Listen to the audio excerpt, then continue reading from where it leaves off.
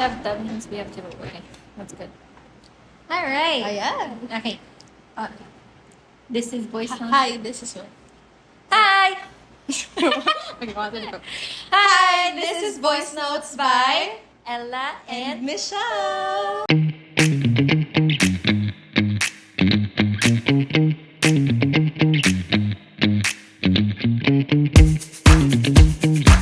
welcome to the group chat. What's up, our fellow buddies? Hi. And for today's episode, what are we gonna talk about, Ella? So on today's episode, we're gonna talk about not mindfulness. It's part of mindfulness. It now. is part of mindfulness, but like ways on how we, show gentle. Ways on how we are gentle, or ways on how we are being. How we show gentleness. English is hard. True. English is hard. So, ways we show, or like ways we are being gentle with ourselves. Yeah, because I feel like in today's world, we're very harsh when it comes to ourselves. Mm-hmm. And so I think culture na din, no? yeah, Then again, culturally, culture na... we want to, we have this, siguro yung mga before na parang the other generation, meron silang hustle culture, right? That you have to be on the go always and all that.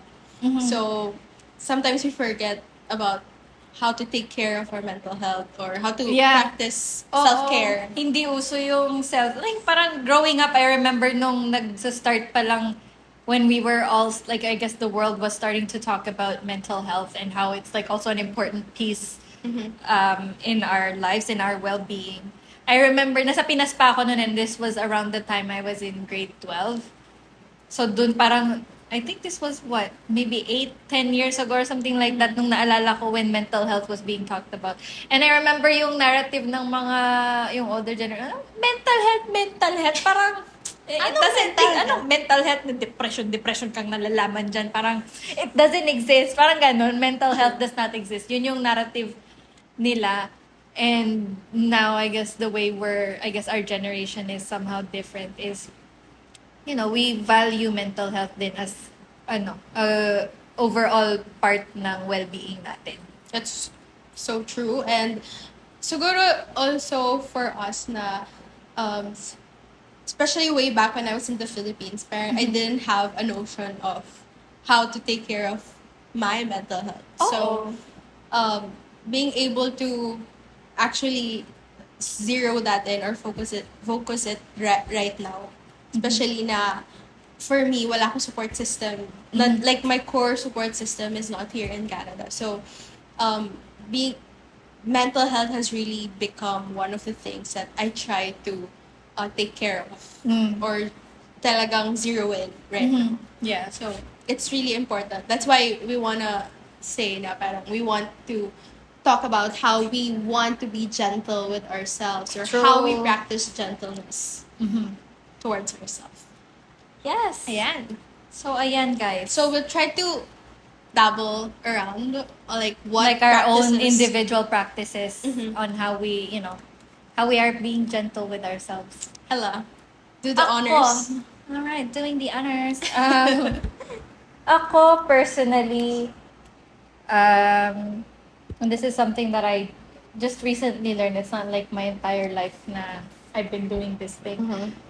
So, one way I practice gentleness with myself is being very mindful of my internal narrative, like with myself. Yung alam mo yung, I think we all have that internal dialogue with ourselves. Now, when you're sometimes talking to yourself, or when you don't even like, it's not like you're purposely like talking to yourself, but sometimes yung automatic na mga phrases like, ang bobo mo naman, parang ang tanga-tanga mo naman, parang ang useless mo, parang tama ba yan? Okay ka lang? Parang ganun yung, parang I am my own worst enemy. Parang ganun. So, nung na-realize ko na, kasi there was someone who asked me, we were talking, right? And I was sharing this internal dialogue that I have with myself. And she goes, is that how you would talk to someone you love and care for? Wow. And that was like a eye-opening moment. Na, oo nga, no? Ako, when it comes to the people I love, like my friends, You wouldn't talk to them like I wouldn't that. talk to me. I wouldn't talk to them like that. I wouldn't tell them that they're stupid when they're going through life. I would tell them, you're trying. You're doing what you can. You're doing your best. But ako, when it comes to myself, when I talk to myself before, ang bobo mo naman, parang wala ka nang ginawang tama. Mga ganong narrative. So eventually, I tried to be, not even try, like to this day, like since that eye-opening conversation, I catch myself na kapag once I start once I start hearing in my head na ang pangit mo, ang bobo mo, parang hindi ka maganda, I tell myself like hep hep hep, like Oops, hindi you're going hindi through ka the pangit. line. Oo, parang is that how you would talk to someone you love and care for? Hindi, 'di ba? So I try to rephrase that narrative in my head. So instead of kapag napapansin ko na okay, ang bobo mo, I would say hindi ka bobo. Like you're new to this, you're learning this. So give yourself the grace na you know, na you don't have to call yourself bobo because you're not bobo. Hindi ka hindi ka stupid.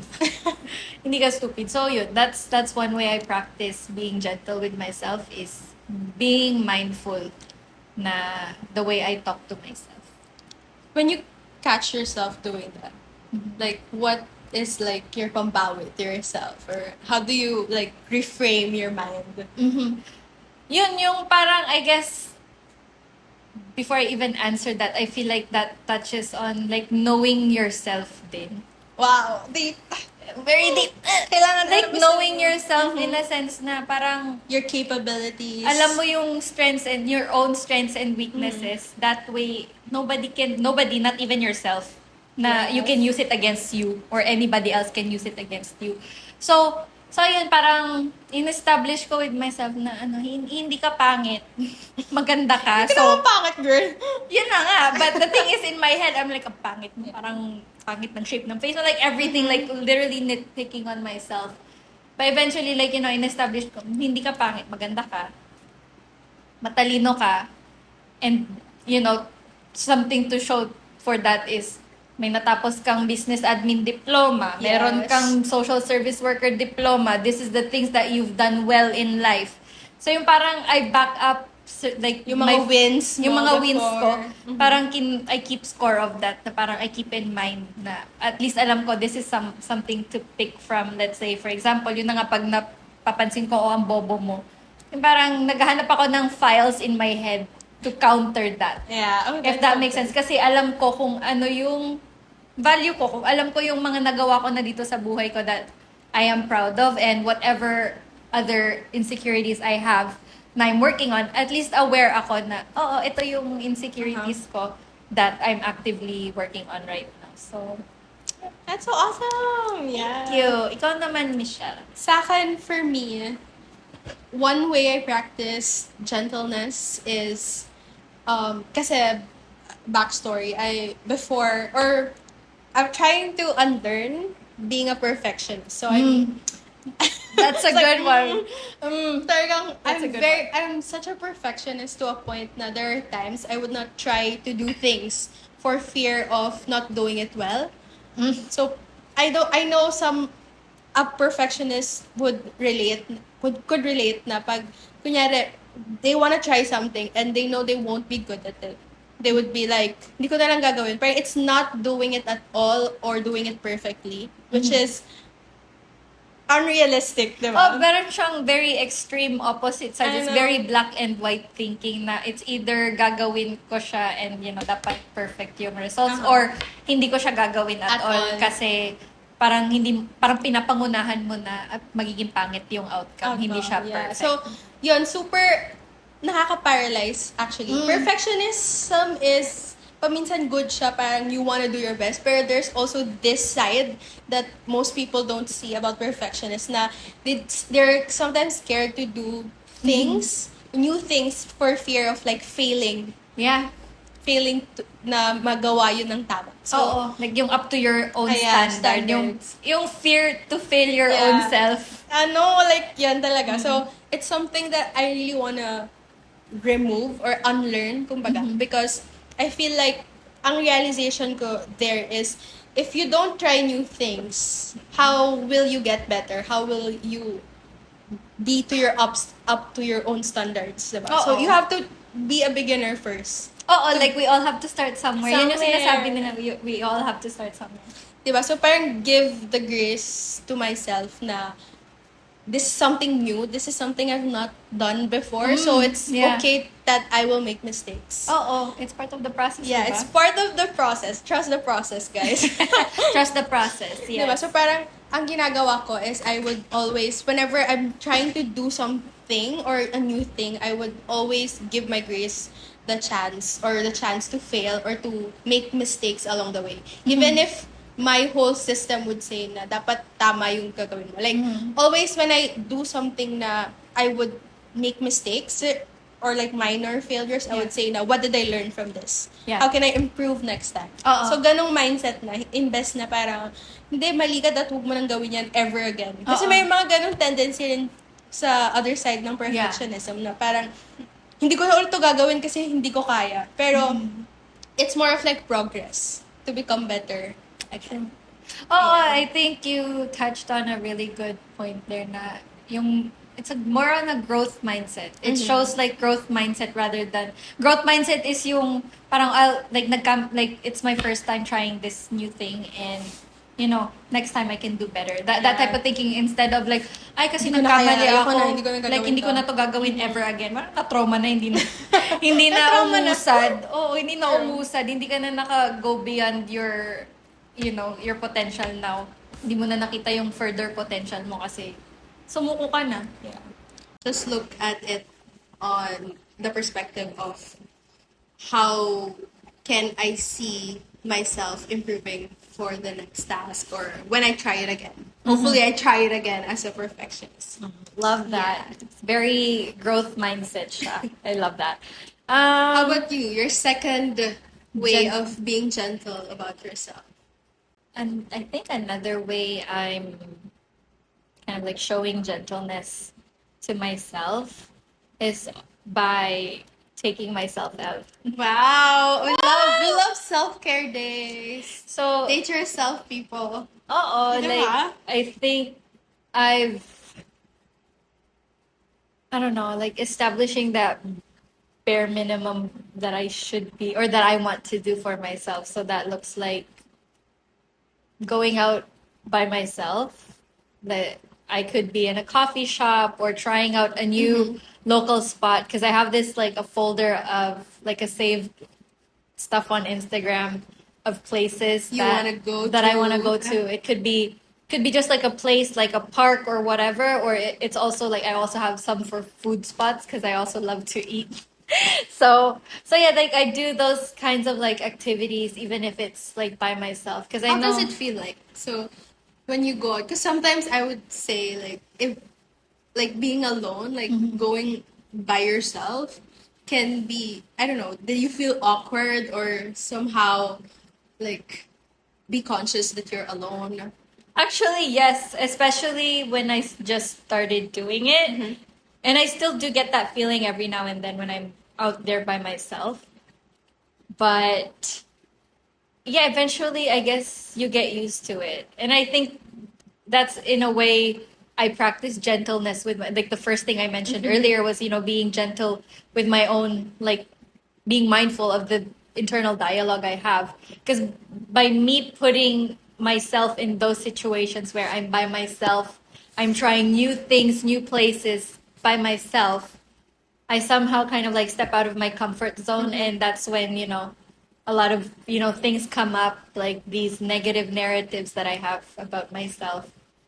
Like I'm able to show that gentleness na, you know, you're doing this for the first time, and I know it can be super awkward. It can feel sometimes lonely even, and sometimes I even get to think background noise. I even think, what am I doing with myself? Like, am I even doing the right thing? Do I look crazy? But yeah, I think going out by myself, whatever activity it may be, it gives me that not necessarily a boost, but like para siyang na tawag doon na Not I think amplify. it's also a space for you to like know who you are really. Like, I get to know more of me na Yeah. parang, oh, I actually don't like this thing. Or, Uh-huh. oh, I actually love doing this thing. And what's good about that is you're more honest about yourself. Kasi pag may kasama ka, di ba, you'd Parang be may like, filter. what does she think about this? Or what does he think about this? Oo. So parang you try to gauge based on sa mga kasama. But when it's you are more honest if you like this or Oo. not. Like, you're doing things on your, literally at your own pace. Like, you don't have to worry about anyone else. And this time, it's like, getting to know yourself better. Yeah. So yeah, that's what the experience is like. It's a whole new different thing, but at the same time, it's very enjoyable because that's how you meet people. Like, imagine mo nung orientation. Kasi I think You were alone when you went. I was alone, but to be fair though, that's orientation, right? It's not like I enrolled sa school na to with friends. It's not like I had high school friends that I'm going to college with in the same program. No. I went there kasi sabi ko, kailangan ko ma-experience yung full college experience na this time I'm gonna show up dito sa orientation and just see what it looks like. And that's how I actually met you. I met Ate Heidi that day as well. So, like, you just get to meet new people. And you get new surprise experience. yourself too. Oo, you surprise yourself na parang, I have it in me pala na friendly naman pala akong tao. Hindi naman pala ako ganun kamaldita. Although, people say, I come across as maldita not really, daw. not really.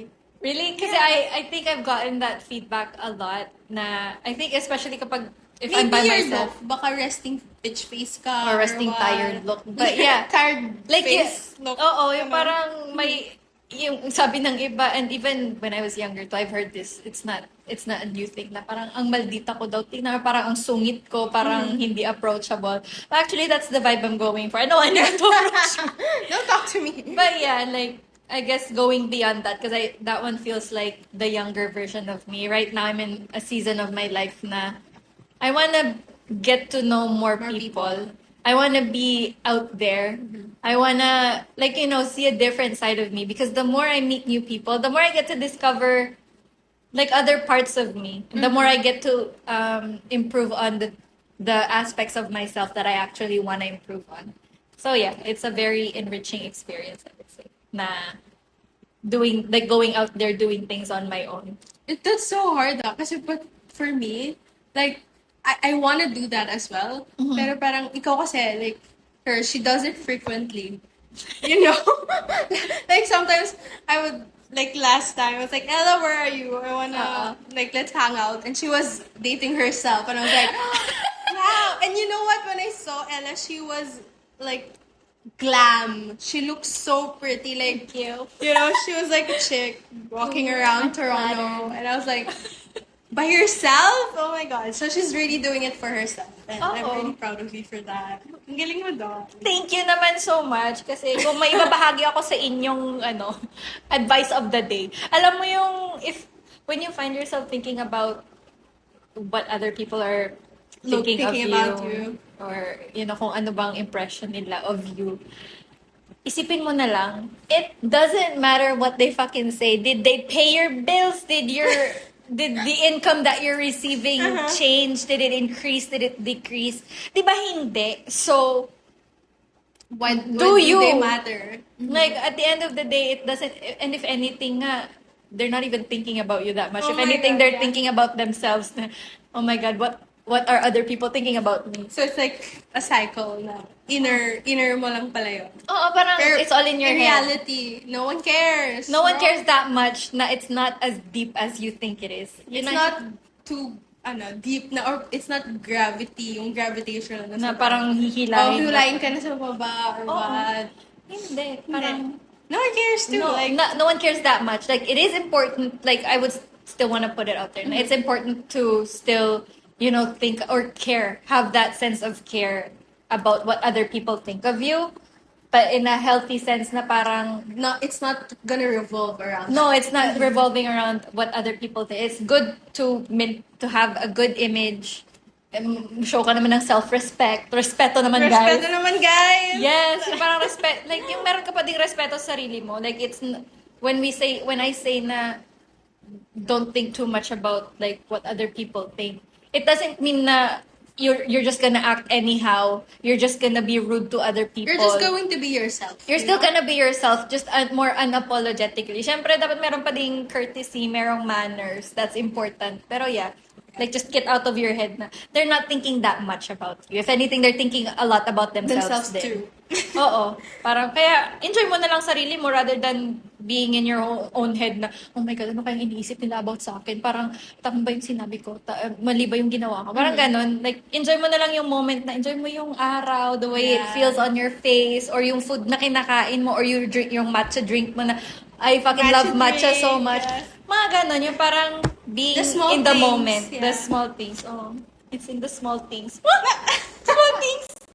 But yeah, that's my other gentleness practice for myself. How about you, Mitch? Ano pa yung... Siguro, last for me, siguro yung siguro as preluding din for being a perfectionist is to always try to honor your timeline. So when I say timeline, it's your progress or your process na if you to stop comparing yourself na, buti pa siya, ganito na siya ngayon, or ito meron siya, or yung career niya mas mataas sa akin, you know, like, there's always a gray area of like, how people get there. Hindi mo alam kung ano yung pinagdaanan nila or what. So, I think for you, you will have your own time, and that as long as you know that you're not stopping or you're doing your best, you're always trying to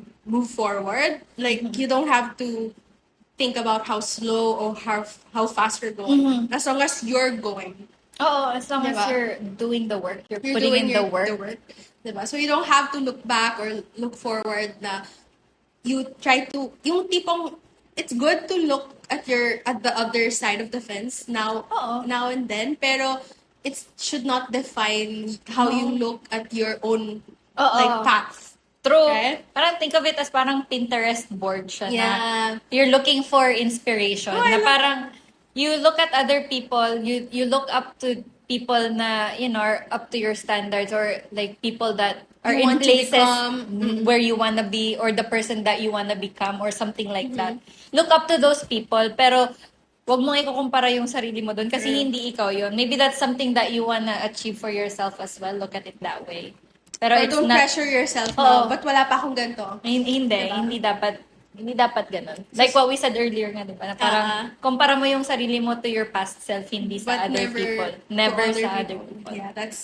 Yeah, that's why I really love that. Na parang you're in your own timeline and you're going to places na ikaw lang yung makakapunta doon. So, just enjoy what you have in the present. Na wag mo lang i-pressure na, buti pa siya ganito, but ako hindi. So, you know, I'm trying to be more on that moment na I'm embracing everything that I have right now. And yung blessings ko right now. It's what I have and I'm enjoying it. Than looking at what I don't have or what others have. I love that. Para siyang gratitude, if anything. Para siyang gratitude practice na, yun na nga, parang you're being mindful of, you know, the things that you know you're grateful for, the things that you have in your current life, in your present moment, what's right in front of you. I like that. Actually, one of the things I do sometimes when I journal is every day I try to journal, and one of the things I practice is putting 3 things I'm grateful for the day. So, it doesn't have to be big. Paminsan, I would put like the sunshine today. Or parang I drank matcha, something like that. Yung parang the simple the joys. small mundane things. Yeah, na kasi, parang, oh my God, I'm thankful na meron ako nito. Na you get to experience it. That's actually nice. When you say you journal, do you like to write down? Yeah, I would write. I have like this journal. My sister brought, as a gift, my sister gave me this journal na 5-year. So, for 5 years, yun yung magiging journal ko. I love that. I forgot the name of the journal book. Kasi it's a Japanese journal and for 5 years yun yung gagamitin mo. So, number 1, tipid na siya. Kasi andun na. For 5 years yun yung gagamitin ko journal. True. And second is you can look back kung ano yung year, last year, ano bang iniisip ko, diba? So, it's really a good practice. Oo. Parang meron kang backtrack. Kasi I think the good thing about that whole 5-year thing is mababacktrack mo yung process mo. Like yung whole process and Pati progress mo thinking mo din. throughout Parang the years. ganito pala ako mag-isip noon, di ba? Oo. Parang I wanna experience that. But it's my first year right now. So, wala pa akong, kumbaga, gauge. But parang nandun ka pa sa beginner. year year one. one. The starter pack? Starter pack? Starter pack. Ano sinasabing starter pack? So, yun. So, yun. So, yun yung gratitude. Ba't ako gratitude ng gratitude? But it's important to be grateful. Actually, Yeah. being grateful, importante yan. Kasi, pag hindi ka grateful, parang, You don't- anong purpose ng buhay mo? Parang lagi ka nalang galit. Tsaka hindi mo ma-appreciate lahat ng meron ka kung hindi ka grateful. Oo, true. So, yun yung Yeah. gentleness practice Namin for for ourselves. ourselves. That I hope you also get to, take something out from it. Oo. Or if you have some, like, feel free to share it to Oo, us. for We'd sure. love to read it. Right? Yes!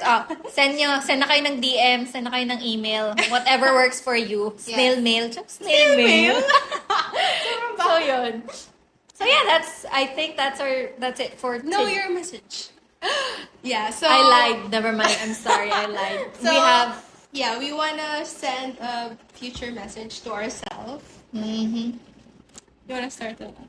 No, you go first this So, for me, hi, future Michelle, and I hope that in the future or wherever you are right now, you're more gentle to yourself. I hope that you see life in always, kasi I think that, sige, ano ba? Go ahead. Because I feel like I know that you have been doing a lot of things that you want to experience, and I know that being gentle to yourself is the first thing or your priority. I hope still that's how it goes, and I hope that your mental health right now is, even if you accomplish so much, is so much better, and that you're always gentle with yourself. Oh, that's so sweet. I love How about that. you? How about me? I guess in relation to this whole topic on, like, gentleness, being gentle with myself. So, future Ella. Hopefully, you continue to be gentle with yourself. Whatever you're practicing right now, keep it going, and hopefully you can look back on this video one day in the future and think to yourself, na, I am where I am right now. I am this, kind person. Because hopefully that's the goal. I think isa sa mga goals sa buhay. I'm sure you are.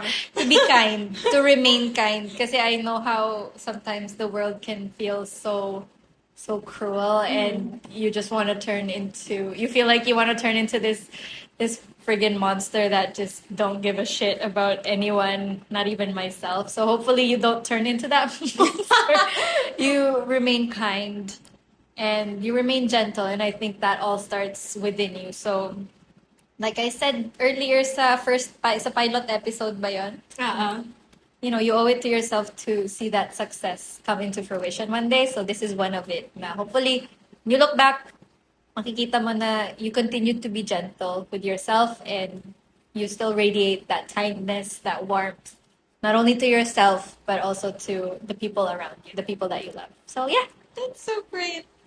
Love it. love it. Love it. So, All right, I so- think that's it for this episode. So that's another voice note saved. See you guys later.